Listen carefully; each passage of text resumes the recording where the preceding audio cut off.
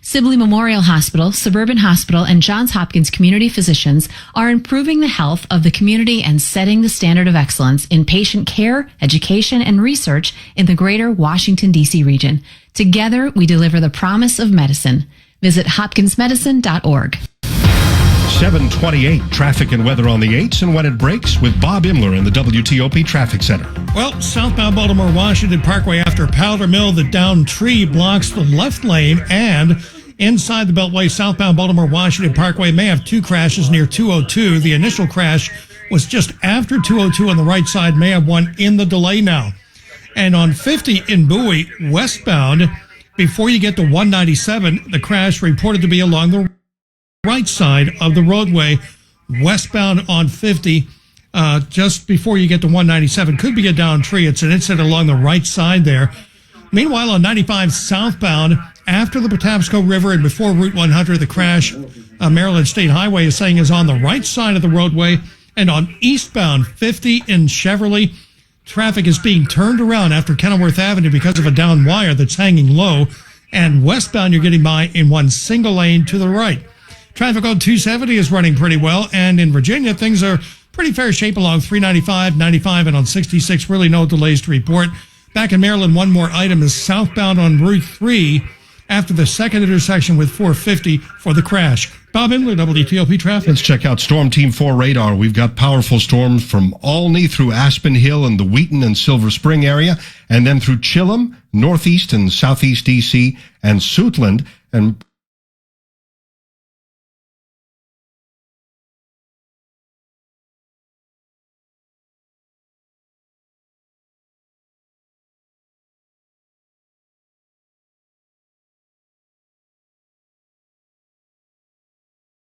a good chunk of southern Maryland getting some pretty strong storms as well. This whole system is pushing from west to east tonight. Once the rain clears out, fair, muggy, we're down to 68. Tomorrow and Wednesday, continued hot and humid with a few afternoon storms and highs in the 90s. So what you got today, you'll probably get for the next couple of days. And on Thursday, cloudy with a chance of showers, a storm late in the day, a high again around 92. Right now in Washington, we're at 69 degrees.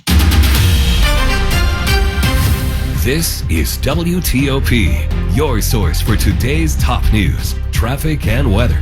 Always connected and constantly updated. In your car, at home, at work, and on the go. WTOP. Never miss a moment. Good evening. I'm Dimitri Sotis with Mike Jakaitis at the editor's desk. Coming up, storms and power outages for this summer evening. 41 out of 50 states see increases in coronavirus cases. We'll have a special report. A good trend right now in Maryland's coronavirus numbers. I'm Dick Iuliano. She's a rising political star, but for at least a little while, she's going to be sidelined with coronavirus. D.C.'s mayor says it will take more than a name change to get the NFL back in the district. I'm Megan Cloherty. Dow S&P gained almost 2% today. The NASDAQ was up by more than 2% at 731. Severe weather moving through parts of the WTOP listening area. Let's get the timeline, figure out who's being hit right now. Live to Storm Team 4 meteorologist Mike Steniford. And good evening, Dimitri. A severe thunderstorm warning continues for southeastern Anne Arundel and east central Prince George's County. That goes until 7:45. This is a particularly nasty storm with a long history of wind damage. Winds of 60 to 70 miles an hour. We had a confirmed wind gust of 60 at Reagan National about an hour ago as this cell went through there. And this cell's really not moving very quickly. And so we're also seeing some blinding downpours too. So a big swath seeing severe weather right now, including Capitol Heights, District Heights, southward to around the Camp Springs and the Andrews Air Force Base area, Rosaryville, Marlton, Upper Marlboro, and all the way eastward to around London Town, Shadyside, and Deal, all seeing some severe weather from this very powerful thunderstorm. It's moving off to the east at only about 5 to 10 miles an hour.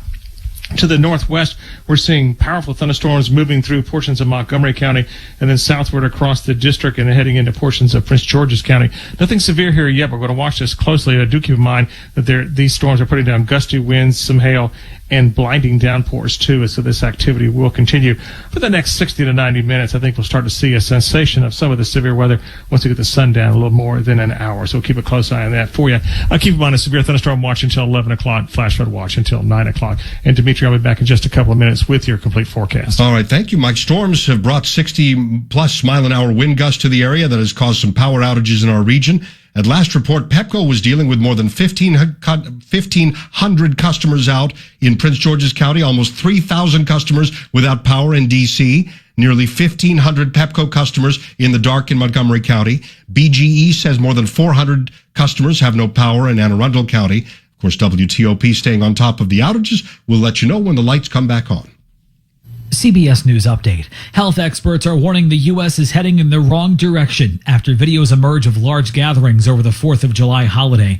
The death toll for when the pandemic started is now up to more than 130,000 Americans. Atlanta Mayor Keisha Lance Bottoms, one of the women named as a potential running mate for Joe Biden, says she too has tested positive. She was just on MSNBC. I've not had any symptoms, anything, aside from the fact that my husband's been sleeping so much that would have made me think to even get tested. I'm Peter King. With a spike in cases especially high in 18 to 34-year-olds, Miami-Dade Mayor Carlos Jimenez has ordered restaurant dining rooms, party venues, fitness centers, gyms, and short-term rentals to be shut down effective Wednesday. He says people in the 18 to 34 group have not been social distancing or wearing face masks, many of them attending large parties as if there were no pandemic. CBS News Update.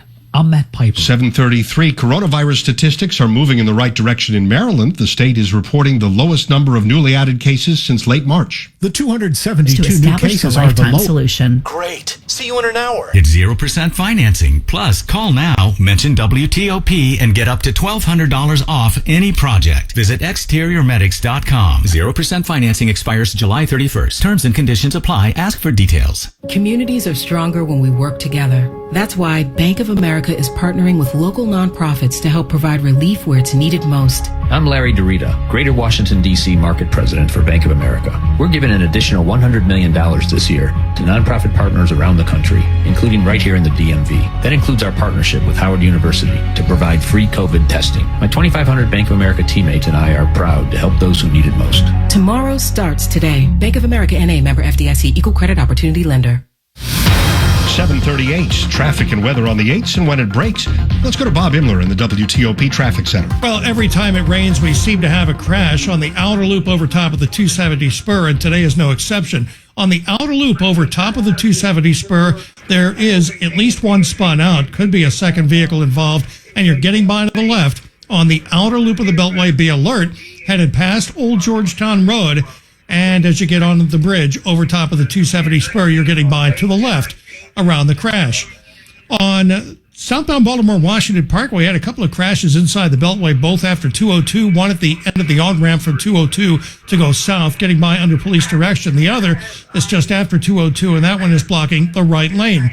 And on eastbound Route 50, all lanes are stopped around the down wire. I believe they're being turned around in Cheverly just after Kenilworth Avenue on eastbound 50, and westbound getting by in one single lane to the right. 50 out to the Bay Bridge running well. Did have an incident on westbound 50 near 197, believe it to be a downed tree, but that was on the right side and there's no delay. Southbound Baltimore-Washington Parkway has the downed tree after Powder Mill. At last report, still blocking the left lane. And on southbound 95, it is very slow getting past 195 just beyond the Patapsco and before Route 100, the crash is along the right side of the roadway. In the district, may have an incident northbound on DC 295 near Pennsylvania Avenue. Traffic is very slow there. Possibly a new crash. Seems to be a very popular spot. In Virginia, on 395, 95, and 66, traffic continues to run well. Van Meter Homes has partnered with celebrity chef Spike Mendelsohn to redefine your summer staycation. Through July 31st, save up to $20,000 toward upgrades on your new home. Visit VanMeterHomes.com/summer. Bob Imler, WTOP Traffic. Storm Team 4's Mike Staniford here. Where is the rain now? Right now, the severe thunderstorm warning continues for southeastern Anne Arundel and east central portions of Prince George's County. That goes until 7:45. Would not be surprised if that warning gets extended, because they're seeing a band of severe thunderstorms stretching from near Largo to the upper Marlboro and then eastward all the way to Shadyside and Deal, moving on to the east at around 20 miles an hour. And this cell has a long history of wind damage, and I think we will continue to see it hold together as it heads toward the bay. Other cells on Storm Team 4 radar stretch from around the Olney area southeastward through Wheaton in the Glenmont area to Silver Spring, and right around the Chillimarie and right through Landover. So much of the Beltway east of the district is getting hit hard right now. Some very heavy rainfall. This activity also stretches southward into portions of Charles County, too, around the Waldorf area. So severe thunderstorm watch continues until 11 o'clock. Think about another hour of severe weather, and then things will start to calm down as the sun sets. We'll lose the heating of the day. Later tonight, some patchy fog, and overnight it'll be in the upper 60s to mid-70s, and it will be rather muggy. Tuesday and Wednesday, sunny and hot with the risk of mainly late-day thunderstorms. Highs Tuesday and Wednesday will be in the low 90s. Thursday, as a tropical system comes up the coast, maybe some late-day showers and storms. Highs upper 80s to lower 90s. And Dimitri still 77 at Reagan National. Okay, Mike, stay with us here on your weather alert station, WTOP. 741, Atlanta Mayor Keisha Lance Bottoms has become well known across the country for her handling of looting and destruction in the city during recent demonstrations. Bottoms had issued a series of executive orders to reform the police department, and she's even been mentioned as a possible running mate for Joe Biden. Suddenly, though, she has more immediate concerns. The mayor has been diagnosed with coronavirus. She tweets right now she has no symptoms. Canadian Prime Minister Justin Trudeau has turned down a White House invitation to celebrate the new regional free trade agreement in Washington with President Trump and Mexican President Andres Manuel López Obrador. The U.S. and Mexican leaders are due to meet Wednesday here in D.C., but a Trudeau spokesperson says while Canada wishes the U.S. and Mexico well, Trudeau won't be there. A U.S. official says Trudeau had scheduling conflicts with the start of Parliament, as well as issues with Canadian quarantine rules for the pandemic. While many things about the upcoming presidential election are uncertain, there's a little more stability in one aspect, the Electoral College. This after the Supreme Court unanimously ruled states can require presidential electors to support the winner of the state's popular vote. Washington Post Supreme Court reporter Robert Barnes told us earlier on WTOP the decision is a loss for so-called faithless electors. In some cases, they've had a change of heart or decided not to support the candidate that won the statewide vote in their states. The Supreme Court said that states have a right to insist that the electors support the statewide winner and that they can